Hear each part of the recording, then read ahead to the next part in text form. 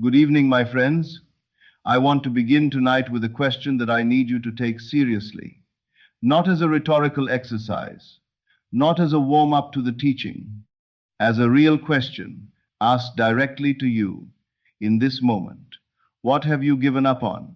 Not abandoned carelessly, not let go of wisely because it no longer served you.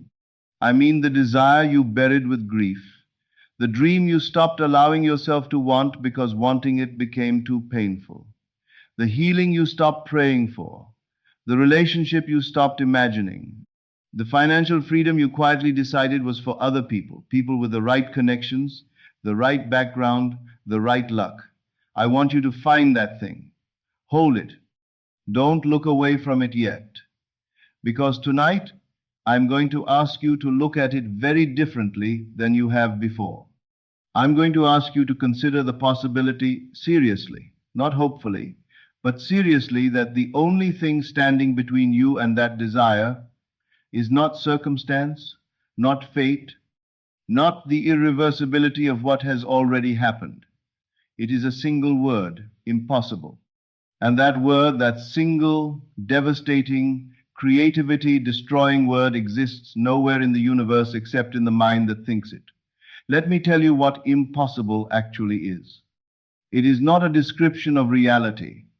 It is a description of your current state of consciousness, from where you stand right now, with the assumptions you currently hold, with the identity you currently inhabit. Yes, some things are impossible. They are impossible from there. The way the horizon is unreachable from where you stand, not because there is no land beyond it, but because the land beyond it exists outside the range of your current position. Move the position, and the horizon moves with it. This is not poetry. This is the precise mechanics of how consciousness creates reality. Every desire you have ever labeled impossible is impossible only from the consciousness that holds the label. From a different state of consciousness, one in which the desire is not a hope but an assumption, not a wish but an accepted fact, that same desire is not only possible, it is inevitable. The word impossible has no meaning in the vocabulary of consciousness itself. Consciousness does not know about impossible. It knows only one thing, and it knows it with perfect, unfailing, merciless precision. What you assume, you experience. Assume limitation, experience limitation. Assume impossibility, experience impossibility. Assume fulfillment from a state of genuine, settled, bone-deep acceptance and experience fulfillment, without exception, without favoritism, without any regard whatsoever for whether what you have assumed contradicts what your circumstances appear to insist. Let me tell you about a woman who came to me in one of the darkest conditions I have ever witnessed. Her son had been missing for 3 years. 3 years. The police had closed the case. Friends had gently, compassionately begun suggesting she find a way to grieve and move forward.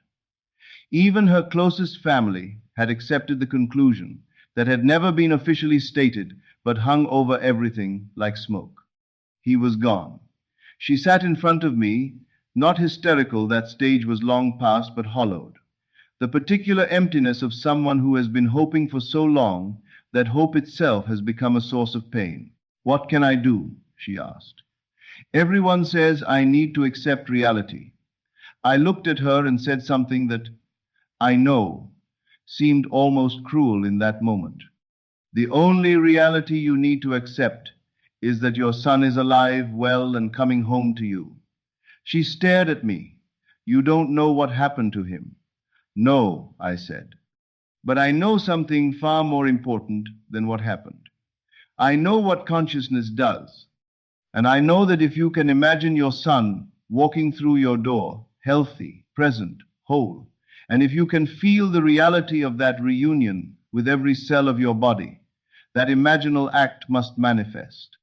I gave her one instruction. Every night before sleep, hear his key in the lock. Feel his arms around you. Smell his familiar scent.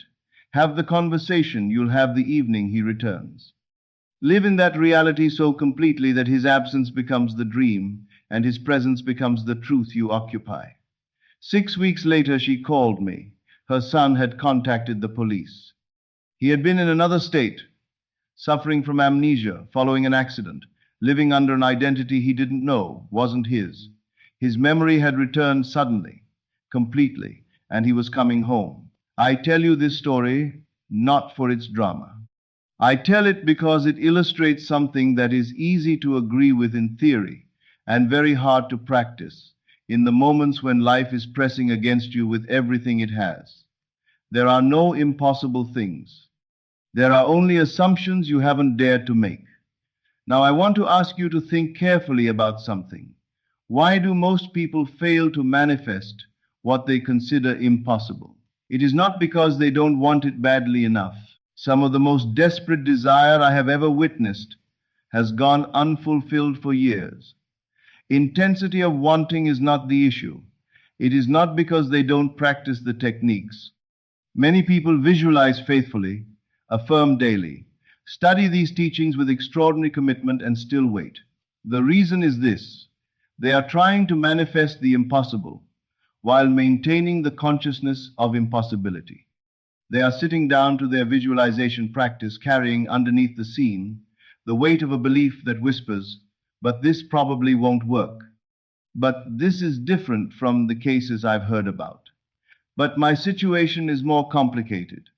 But it's been too long. But the damage is too great. And that whisper, that deep, structural, heavily grooved assumption running underneath the surface of the practice is more powerful than the scene being visualized above it. Because consciousness does not read your visualization. Consciousness reads your assumption. And if your assumption is underneath everything, this is impossible, then that is what manifests. Not the scene, the state. This is why I say to you with great seriousness tonight, you cannot manifest the impossible while remaining in the consciousness of impossibility.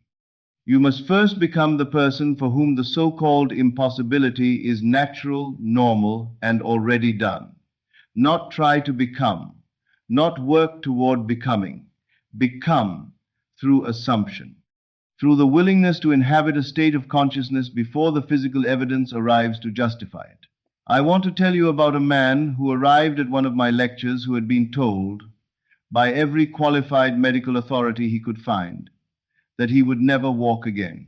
A spinal injury, 2 years in a wheelchair, multiple specialists, all in agreement, permanent, irreversible. After he heard these teachings, something shifted in him. Not immediately, the shift was quiet, private, almost tentative at first. But he made a decision. He would no longer accept the verdict of his circumstances as the final word on his reality. Every night, in the state between waking and sleep, he imagined himself walking, not as a distant hope, not as a prayer for someday, as a present, sensory, felt reality. He told me later, "Neville, I didn't just see myself walking. I felt the ground beneath my feet. I felt my muscles moving. I felt what it is to be in a body that moves freely. I made it so real that sometimes I would wake up surprised to find myself still in the wheelchair." His family worried about his mental state. His doctors recommended counseling.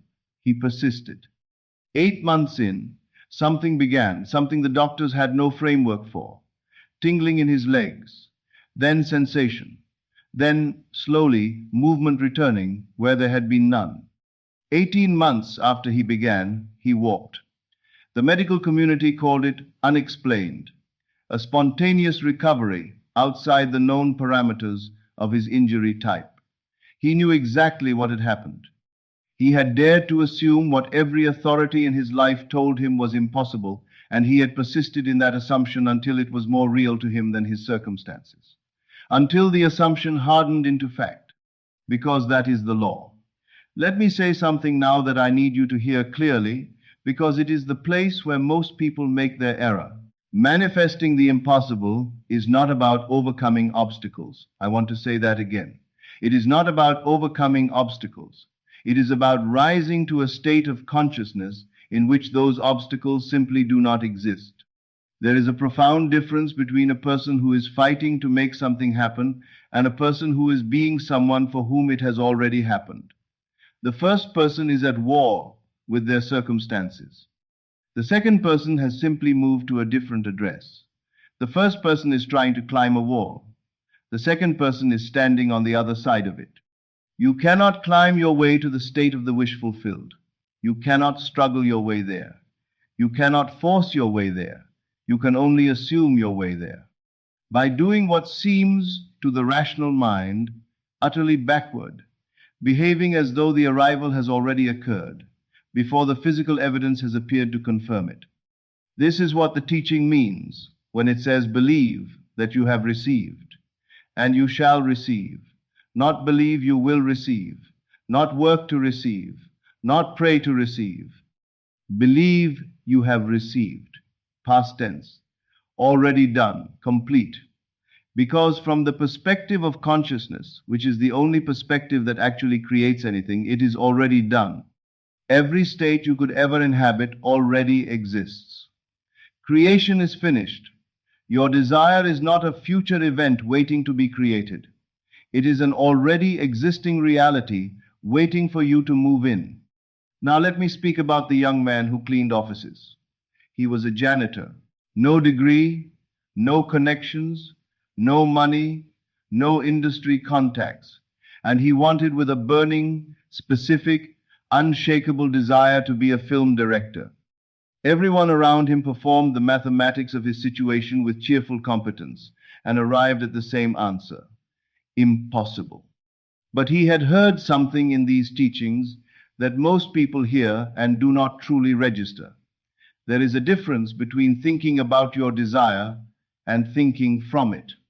Thinking about your desire. I want to be a director. I hope to be a director one day. I am working toward becoming a director. Thinking from your desire. I am a director. This is who I am. What I am currently doing with my time is temporary. It does not define me. He made that shift. And it changed everything, not immediately in the outer world, but in the quality of what he noticed, what he was drawn to, who he encountered, what opportunities became visible to him. Because here is what happens when you genuinely shift your inner identity. The world doesn't change immediately, but you do. And because you have changed, you move through the world differently. You notice different things. You say different things in conversations. You are drawn to different people and different rooms and different possibilities. You stop being invisible to the very circumstances that were always there, but were outside the range of your previous self-concept. Within 3 years, not 30, not through a lucky break, but through the inevitable unfolding of a persistently held assumption, he had written, produced, and directed a film that won awards at several festivals. Not because the universe made an exception for him, because the law worked exactly as it always works. Assumption, persisted in, must manifest. I want to address something now that I know is stirring in some of you. The cases I've described tonight, the missing son, the paralysis, the impossible reconciliation, these are not small asks. These are not minor adjustments to comfortable circumstances. These are the kinds of desires that the entire weight of conventional wisdom, medical science, psychological expertise, and lived experience conspires to label impossible. And I know that some of you are thinking, yes, but my situation is truly different. My case is actually impossible. Those stories might be real, but mine is different. I want to name that thought clearly. That thought is the limitation, not your circumstances, not the evidence, not the medical report, or the estrangement, or the debt, or the years that have passed. The thought that says mine is different, that thought is the only thing that separates you from what those people experience. Because consciousness does not grade on a curve. It does not have a list of conditions. It considers genuinely impossible, as distinguished from the merely difficult. It does not evaluate your case and decide whether you qualify for a miracle. It only responds to what you most deeply, most consistently, most genuinely assume. And if you assume underneath your practice, underneath your desire, underneath your hope, that yours is the exception, the case that even consciousness cannot reverse, that assumption will manifest. Not because it's true, but because consciousness delivers the physical equivalent of whatever you are being. So the question I am really asking you tonight is not, do you believe the impossible can happen? The question is, are you willing to become the person for whom this specific impossibility is not impossible? Because that becoming, that identity shift, that willingness to inhabit a state before the evidence arrives, is the entire work. Now let me tell you what that work actually looks like. It is not primarily what you do at night before sleep, though that practice matters. It is not primarily the vividness of your visualization, though that matters too. It is what you are being throughout the day, in the small, unguarded moments, in the texture of your ordinary hours. It is the woman who desired reconciliation with her estranged daughter, 15 years of silence, bitter words, complete refusal of contact, who began to live inside a reality where the reconciliation had already occurred. She would imagine conversations with her daughter, feel the warmth of their renewed connection, experience the ease of a relationship restored. She tells me that sometimes she would reach for the phone to call her daughter and then remember with a mild surprise that they were not yet speaking. Not yet speaking. Do you hear the consciousness in that phrase? Not never speaking again.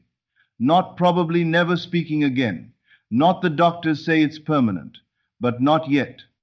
A temporary condition from the perspective of someone who already inhabits the reality of the reconciliation. For months, nothing appeared to change externally, but everything was changing in the world of consciousness. She was becoming, with every imagined conversation, with every felt moment of their restored relationship, someone for whom this reconciliation was not a dream, but a memory of the future inevitable, already real, simply not yet visible in the physical world. Then one day, not dramatically, not with fanfare, but with the quiet precision of consciousness delivering exactly what it always delivers, the phone rang. Her daughter, Mom. I don't know why, but I've been thinking about you constantly. I miss you. Can we talk? Was this caused by the imagining? Or did the imagining simply align the mother with a reality that was always available, always waiting, needing only for someone on this side to accept it? I say to you, those are not different questions. Alignment is causation. Let me say something about persistence, because this is where the teaching becomes demanding. The impossible, or what you have labeled impossible, takes longer to appear, not because it is more difficult for consciousness. Consciousness does not experience difficulty. It experiences only assumption and its manifestation. It takes longer because it requires a more complete death of the old self. The person who wants a modest improvement in their circumstances can sometimes manifest it with a partial shift in consciousness. The old identity remains largely intact, and the new assumption coexists with it without much conflict. But when you are manifesting something that contradicts every external fact, a physical healing that contradicts medical science, a financial reversal that contradicts economic reality, a relationship reconciliation that contradicts years of confirmed estrangement, you are asking for a complete replacement of the old identity with a new one. And that is not a quick process. The old self fights, not from malice, but from the fierce, primitive, deeply grooved instinct of self-preservation. The old consciousness, the one that has organized your entire life around the belief in your limitation, does not simply step aside and wish the new one well. It presents evidence. It argues. It points to every fact that confirms the impossibility you are trying to transcend. It brings in allies, well-meaning friends, qualified experts, statistical realities, the weight of all previous experience. It says, look, just look. How can you believe this in the face of all this? And here is what you must understand. That resistance is not evidence that the assumption is wrong. It is evidence that the assumption is working. Because the old consciousness only fights that hard when it feels genuinely threatened. When the new assumption is so real, so persistently held, so fully inhabited, that the old self recognizes it as a genuine challenger, the resistance is the friction of genuine change. Do not mistake it for proof of failure. When doubt appears, and it will, do not engage with it, do not argue with it, do not try to reason your way past it. Simply redirect, quietly and firmly, back to the assumption, back to the state, back to the consciousness of the person for whom this is already done. Every redirect strengthens the new assumption. Every time you choose the inner knowing over the outer appearance, you are casting a vote for the new identity. And eventually, through persistence, through faithfulness, through the sheer accumulated weight of repeated choice, the new consciousness becomes stronger than the old. The assumption hardens into fact, and what was impossible becomes what happened. I want to give you the practical core of this.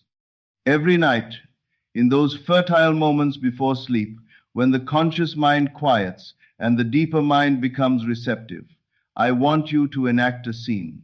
Not a scene of hoping, not a scene of almost, not a scene of it might be happening.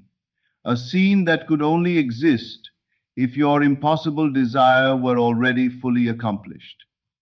If it is a healing, feel the vitality in every cell. Move freely through your scene. Let your body express what it would express if the healing were complete. If it is a financial reversal, feel the specific quality of peace that comes from security. Not excitement, peace. The quiet, settled, exhaling peace of someone who has nothing to worry about in that domain. If it is a relationship, have the conversation. Feel the warmth. Let the connection be so real in your imagination that the absence, when you open your eyes, is the thing that seems like the dream.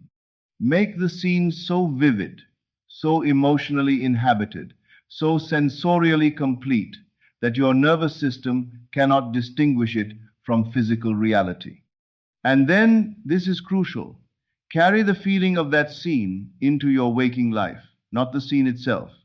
The feeling underneath the scene, the feeling of someone for whom this is normal, for whom this is already done, for whom the impossible has long since become simply what is. Walk with that feeling, speak from it, make your decisions from it. When someone asks how things are going, answer from the state of someone who lives in the fulfilled reality, not by lying, but by the way your whole being orients toward what you know to be true in consciousness. This is not performance. This is becoming. I want to close with something that I believe is the most important thing I will say tonight. You are not a human being trying to use a law to get what you want. You are consciousness itself, infinite, creative, unlimited consciousness, temporarily experiencing itself through the lens of a particular set of assumptions. The limitations you feel are real. I am not dismissing them. They are as real as any physical object because they are made of exactly the same substance, solidified assumption, but they are not permanent. They are not inherent. They are not the truth of what you are. They are the residue of what you have been assuming, and assumptions can be changed.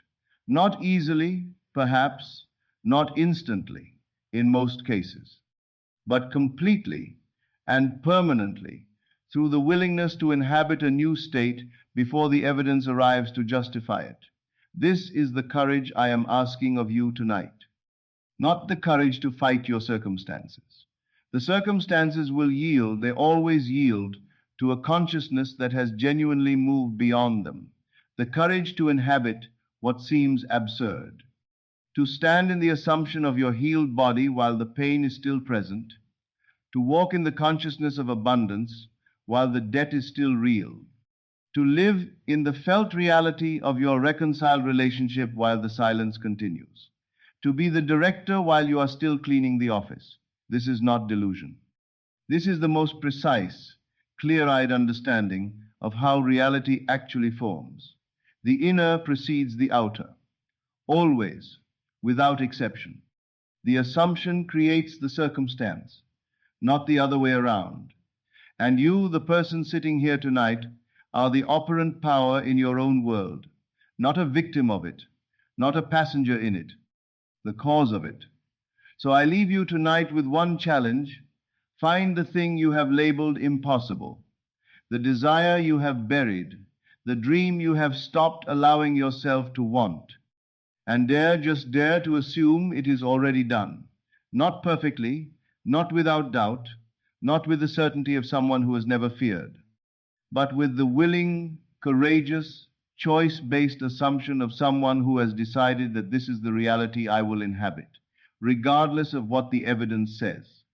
For as long as it takes for the law to do what the law always does, persist, return when you drift, deepen when you can, and watch with the quiet astonishment of someone who has finally understood that miracles are simply the law, operating without obstruction as the impossible reveals itself to have been inevitable all along.